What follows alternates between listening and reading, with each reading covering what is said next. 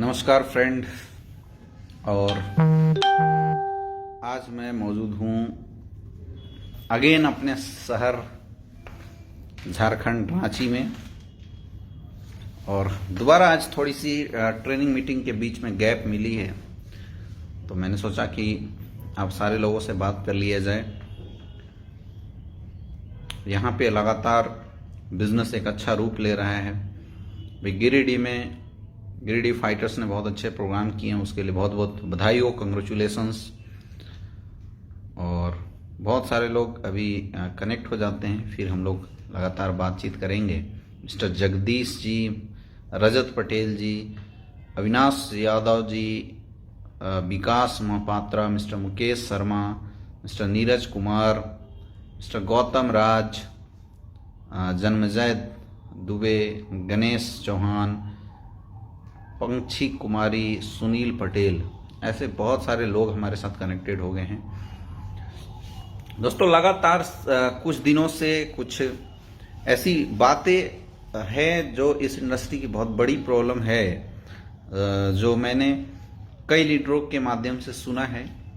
मेरे पास लगातार जो सीनियर लीडर्स हैं उनके कॉल आते हैं और लोग एक चीज कॉमन प्रॉब्लम जो है, बहुत सारी प्रॉब्लम ऐसे लोग पूछते हैं, लेकिन एक जो बहुत ही कॉमन प्रॉब्लम है जिसके बारे में लोग बोलते हैं, जिसके बारे में लोगों का आता है कि सर टीम मेरी सुनती नहीं है। ये बहुत कॉमन प्रॉब्लम है और शायद अगर आप में से कोई भी इस इंडस्ट्री में काम कर रहा होगा तो ये प्रॉब्लम आपके साथ भी आ रही होगी।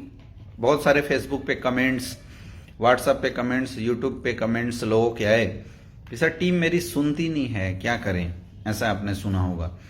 कई लोगों की ऐसी कमेंट आती है कि सर मेरा अपलाइन मेरा नहीं सुनता है। कई लोगों की ऐसी कमेंट आ रही है कि सर टीम अपने मन की करती है। इस टाइप के मतलब बहुत सारे कमेंट आते हैं और मुझे पता है कि कोई बोले या ना बोले, इस प्रॉब्लम से मैक्सिमम डायरेक्ट सेलिंग इंडस्ट्री के जो सीनियर लीडर्स हैं वो बहुत ज्यादा परेशान हो जाते हैं कि टीम आपकी सुनती नहीं है। सबसे पहले ये सिचुएशन आता कब है? ये सिचुएशन खास करके वैसे लीडर्स के साथ आता है जो लीडर्स की जिनकी जो डाउनलाइन है वो थोड़ी सी अगर तेज हो जाती है या उसकी जो ग्रोथ है बहुत स्पीड हो जाती है। तो कई बार क्या होता है, इस प्रॉब्लम को आने के बाद कि टीम अगर अपनी मन के करना शुरू कर दे, टीम किसी की अगर ना सुने या किसी का अपलाइन उसका नहीं सुन रहा है। कई बार आपने ऐसा भी देखा होगा कि किसी बंदा है आपकी डाउन में, कई लोगों का ऐसा भी कंप्लेन है कि सर मेरी टीम में एक ऐसा बंदा है जिसकी मतलब लगातार रेगुलर चेक बन रही है लेकिन वो बिल्कुल बिजनेस से आउट है। तो ये तो मैं बोलूंगा कि ये इंडस्ट्री ही ऐसा है जहां पे एक बार अगर बिजनेस सेटअप हो जाती है, बिल्डअप हो जाती है, तो सामने वाला कहाँ है क्या है पता नहीं चलता, उसकी इनकम आती है। इस पे मतलब कोई रोक लगा भी नहीं सकता है, इसको खराब कोई कर भी नहीं सकता है। वैसे सिचुएशन पे भी कई लोगों की जो टीम है वो नहीं सुन रही है। मुझे पता है कि आप में से भी बहुत सारे लोग होंगे जिनके साथ ये समस्या बहुत ही आ रही होगी। आप कभी ट्रेनिंग में जाने के लिए अपनी टीम को बोलते हैं तो टीम नहीं आती है, कभी आप किसी मीटिंग में आने के लिए बोलते हैं तो आपकी टीम नहीं आती है, कभी आप किसी को किसी शो के लिए इनवाइट करते हैं तो आपकी टीम नहीं आती है। दोस्तों, सबसे पहली चीज तो ये जो एक्सपेक्टेशन है, मैं बात करूंगा लीडरों से, ये जो एक्सपेक्टेशन है आपकी इस इंडस्ट्री को लेके कि टीम आपकी सुने, तो ये एक्सपेक्टेशन तो हमें छोड़ देना चाहिए। क्योंकि ये इंडस्ट्री जो है ना बॉस बनने वाली नहीं है। कोई आपके यहां पे जॉब नहीं कर रहा है ताकि जो आप किसी को मतलब डरा दो, धमका दो। क्योंकि देखिए, लोग सुनते कब हैं? नौकरी में बॉस का डर और बिजनेस में लॉस का डर। हमारी इंडस्ट्री में, डायरेक्ट सेलिंग इंडस्ट्री में, ना बॉस होता है और ना कोई लॉस है। लोग इसलिए भी नहीं सुनते कि यार अगर ये चला भी गया तो मेरा क्या लेके जाएगा, तो कोई लॉस नहीं होता इसमें। दूसरा, यहां पे कोई बॉस नहीं है। प्रॉब्लम ये होती है कि जब हम किसी बंदे के पास पहली बार जाते हैं, मिलते हैं उससे, अपने बिजनेस प्लान के बारे में डिस्कशन करते हैं, उसको समझाते हैं, जानकारी देते हैं, तो उस टाइम में सामने वाला जैसा बोलता है हम उसकी वैसी सुनते हैं। लेकिन अगला बंदे ने अगर हमारे साथ ज्वाइन कर लिया, हमें पैसा दे दिया, तो अब हमारे ऐसी एक्सपेक्टेशन हो जाती है, लोगों की ऐसी एक्सपेक्टेशन हो जाती है कि सामने वाला शख्स को अब मेरी हर बात सुननी चाहिए। दोस्तों, सबसे पहली बात, कोई इस इंडस्ट्री में किसी भी अपलाइन का सुनेगा तब जब उसके दिमाग में यह बात अंदर से बैठ जाए कि ये इंडस्ट्री में मेरी कैरियर बनने वाली है, पहली बात। दूसरी चीज, उसको यह समझ में आ जाए कि ये जो सामने खड़ा बंदा है, जो फ्रंट लाइन पे जो लीडर्स है, ये वो पर्सनालिटी है जिसके साथ, जिस पे विश्वास करके मेरी कैरियर बनाई जा सकती है। जब तक लोगों के अंदर ये विश्वास, ये बिलीव नहीं आ जाता है, तो मैं बताना चाहूंगा तब तक कोई आपकी बातें नहीं सुनेगा। वो सीरियस नहीं है इस बिजनेस को लेके, अभी नया नया है, उसने बिजनेस को जस्ट ज्वाइन किया है। आपने देखा है करोड़ों की बिजनेस अपॉर्चुनिटी, आपने देखा है कि यहां पे कितनी बड़ी कैरियर है, आपने देखा है कि यहां से कितना बड़ा कैरियर बनाया जा सकता है। वो फ्रेशर बंदा या जो अभी नॉर्मल छोटे रैंक पे जिसकी 20-50 लोगों की टीम होती है, 100 लोगों की टीम होती है, उस रैंक का बंदा इस बिजनेस को इतनी सीरियस तरीके से नहीं लेता। इसकी एक और वजह होती है, बहुत सारे लीडर्स हमारे साथ, बहुत सारे लीडर्स होते हैं जो कई कंपनियों में काम किए होते हैं, तो उनके पास एक एक्सपीरियंस होता है, तो वो एक्सपीरियंस का ईगो भी सुनने से न सुनने के लिए मजबूर कर देता है। उसको लगता है कि अगर मैं इनकी सुनूंगा तो जो मेरा पर्सनल एक्सपीरियंस है वो किस काम का, ये भी रीजन हो सकता है। तो पॉइंट ये नहीं कि लोग नहीं सुनते, सबसे बड़ा क्वेश्चन है कि इस प्रॉब्लम से कैसे हमें ऊपर आना चाहिए। तो सबसे पहली बात कि अगर कोई टीम का बंदा आपकी नहीं सुनता है तो सबसे पहली चीज, आप बिल्कुल परेशान मत होइए। दुनिया में किसी भी इंसान का किसी भी कॉन्सेप्ट के ऊपर, किसी भी इंसान के ऊपर और किसी भी इंडस्ट्री के ऊपर विश्वास, बिलीव एक बार में नहीं होता, वो धीरे धीरे स्टेप बाय स्टेप होता है। हो सकता है अगले को इतना विश्वास नहीं हो पाया हो, तो एज ए लीडर्स ये हमारी जिम्मेवारी बनती है कि हम लोगों को ज्यादा से ज्यादा ट्रेनिंग मीटिंग्स अटेंड कराएं, और ज्यादा से ज्यादा ट्रेनिंग मीटिंग्स अटेंड कराने के बाद धीरे धीरे उनको सीरियस करें, क्योंकि जिस दिन वो सीरियस होंगे उस दिन से आपकी बात सुनना शुरू कर देंगे। आपको अपना काम जरूर करना। अब कई लोगों को मैंने देखा है कि टीम को 2-4 बार कांटेक्ट किए ट्रेनिंग मीटिंग के लिए, और ट्रेनिंग मीटिंग कांटेक्ट करने के बाद टीम अगर नहीं आई तो फिर उनको छोड़ देते हैं। अब इसमें लॉस क्या होता है, जो सामने बंदा ज्वाइन था, आपके साथ एक्टिवली काम कर रहा होता है, वो अपनी मर्जी का काम करता है। एक फ्रेशर बंदा अपनी मर्जी का काम करता है, कुछ दिन तक अपनी मर्जी के काम करते करते धीरे धीरे विदाउट सिस्टम वो थक जाता है, और जब वो थक जाता है इस बिजनेस से वो परमानेंटली आउट हो जाता है। हमें पता नहीं चलता वो बिजनेस से आउट हो जाता है। अब एग्जैक्टली इस पॉइंट पे सोचने वाली बात यह है कि लॉस किसका हुआ।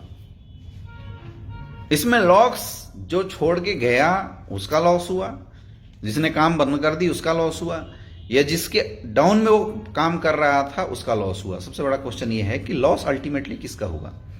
मेरे दोस्त, उस इंसान जिसने कुछ पाया ही नहीं उसको क्या आप समझ में आएगा कि क्या लॉस हुआ, इसलिए वो चला जाता है। और दूसरा, जब उसने मेरे साथ काम किया ही नहीं तो हमें क्या पता चलेगा किसका लॉस हुआ। तो ऐसे कंडीशन में as a senior most leaders, या आपकी अगर 5-10 लोगों की भी टीम होती है, तो ऐसे में एक ही एडवाइस करना चाहूंगा कि care your team, care your downline as your children. आप अपने बच्चों की जैसी परवरिश करते हैं, जैसे केयर करते हैं, आप अपनी टीम की भी वैसी परवरिश किया कीजिए। आपके घर में बच्चे किसी चीज को लेकर जिद्दी हो जाते हैं, वैसे समय में माँ बाप क्या करते हैं, बच्चे को घर से निकाल देते हैं, या उनको गलत रास्ते पे जाने देते हैं, नहीं जाने देते, उनको बैठाते हैं, समझाते हैं, बच्चा सुनता नहीं है तो अलग अलग तरकीब निकालते हैं, और उस अलग अलग तरकीब से कोशिश करते हैं कि उसको समझा बुझा के सही ट्रैक पे लाया जाए। आपका बच्चा अगर गलत काम करता है तो आप क्या करते हैं, गलत काम करने देते हैं? बिल्कुल नहीं। आप हर वो टेक्निक अपनाते हैं, अगर दूसरे से समझाना हो तो दूसरे को बीच में लाते हैं, थर्ड पार्टी अप्रोच लगाते हैं, उस बच्चे को समझाते जरूर हैं, उसकी कैरियर कभी भी आप खराब नहीं होने देते। ऐसी हमारी भी टीम हमारे लिए वैसी होती है। हमारी टीम चीजों को उतने तरीके से समझती नहीं है, उसके अंदर वैसी सोच नहीं होती है। तो ये हमारी रिस्पॉन्सिबिलिटी बनती है मेरे दोस्त कि चाहे कुछ भी हो जाए, टीम कितनी भी गलती करे, हम उनकी गलतियों को माफ करें, और ये सोच के माफ करें कि इसको अभी उतनी बात समझ में नहीं आ रही है। आप खुद सोचिए, सबको पता है इस इंडस्ट्री में पैसे आते, इस इंडस्ट्री में लाइफ बदल जाती है, लेकिन चूंकि वो एहसास, वो आभास अभी उसको नहीं है, वो जो सोच है, उतनी बड़ी सोच अभी उसकी डेवलप नहीं हो पाई है ये वजह हो सकता है कि सामने वाला इतनी प्रायोरिटी ना दे पाता हो या इतना सीरियस नहीं हो पाता हो। तो वैसे कंडीशन में छोटा बच्चा अगर स्कूल नहीं जाना चाहता है तो आप क्या करते हैं, बच्चे को छोड़ देते हैं। आप जो कभी चॉकलेट देना पड़े तो चॉकलेट देते हैं, डांटना पड़े तो डांटते हैं, लेकिन किसी भी हालत में उसको वहां तक लेके जाते हैं, क्योंकि बच्चे को नहीं पता मैं क्या खो रहा हूं। वैसे ही एक फ्रेशर बंदे को नहीं पता होता है कि मैं क्या खो रहा हूं। वो पता किसको होता है? वो पता होता है एक सीनियर मोस्ट लीडर्स को। वो पता होता है जो इस इंडस्ट्री की अहमियत को समझता है, जो इस इंडस्ट्री की ताकत को समझता है। तो प्लीज आप उस माइंडसेट से अपनी डाउनलाइन को मत आकिए जिस माइंडसेट से आप देखते हैं। आप उसके जगह पे होके सोचिए कि अगर मैं वहां पे था और मैं जब एक नया फ्रेशर था, जब मेरे अंदर इस इंडस्ट्री की कोई सोच नहीं थी, मेरे अंदर कोई विजन नहीं था, तो मेरी सोच कितनी अच्छी थी। उस जगह पे जब जाके आप देखेंगे तो आपको लगेगा कि ये छोटी छोटी जो एक्टिविटियां, न सुनना, सीरियस न होना, ये नॉर्मल सी चीज है, कोई बहुत बड़ी चीज नहीं है। तब आप उस टीम को की छोटी छोटी गलतियों को इग्नोर करते हुए आप लगातार ये कोशिश करेंगे कि आपकी टीम सुधरे। आप लगातार कोशिश करेंगे कि आपकी टीम की जो गलतियां हैं वो धीरे धीरे सही होती चली जाए। कई लोग ऐसे में डाउनलाइन का त्याग कर देते हैं, जाओ मैं तेरे साथ काम नहीं करूंगा, छोड़ देते हैं। टीम छोटी सी गलती करती है, कोई छोटा मोटा मिस्टेक कर जाती है तो बोल देते हैं कि जाओ मैं तेरे साथ काम नहीं करूंगा। ये जो आदत है ना, त्याग कर देना या दूर हो जाना या उसको लताड़ देना, ये मेरे दोस्त ऑप्शन नहीं है। ऑप्शन ये है कि आप अपनी तरफ से भरपूर कोशिश कीजिए, कम से कम इतनी कोशिश तो कीजिए। आपकी टीम किसी बात से निगेटिव हो गई है, हो सकता है उसके दिमाग में कुछ डाउट चल रहा हो जिससे वो निगेटिव है। ऐसे टाइम में एज ए मेंटर ये आपका फर्ज बनता है कि आप अपनी टीम को मोटिवेट करें। ये आपका फर्ज बनता है मेरे दोस्त। लोग नहीं करते हैं, ये सबसे बड़ी गलती है। कई लोगों को मैंने देखा है जो 5,000 का नेटवर्क बना देते हैं, उसके बाद भी पीछे खड़े होते हैं तो जीरो होते हैं। 2,000 का नेटवर्क बनाते हैं, उसके बाद भी पीछे खड़े होते हैं तो जीरो होते हैं। ऐसा क्यों हो रहा है? ऐसा केवल और केवल इसलिए हो रहा है क्योंकि हम टीम लोगों को ज्वाइन तो करा रहे हैं लेकिन लोगों को डेवलप नहीं कर रहे हैं। डायरेक्ट सेलिंग इंडस्ट्री का मतलब केवल पैसे लेके कुछ प्रोडक्ट देके लोगों को ज्वाइन कराना नहीं है। डायरेक्ट सेलिंग इंडस्ट्री का एक्चुअल मतलब है लीडरशिप।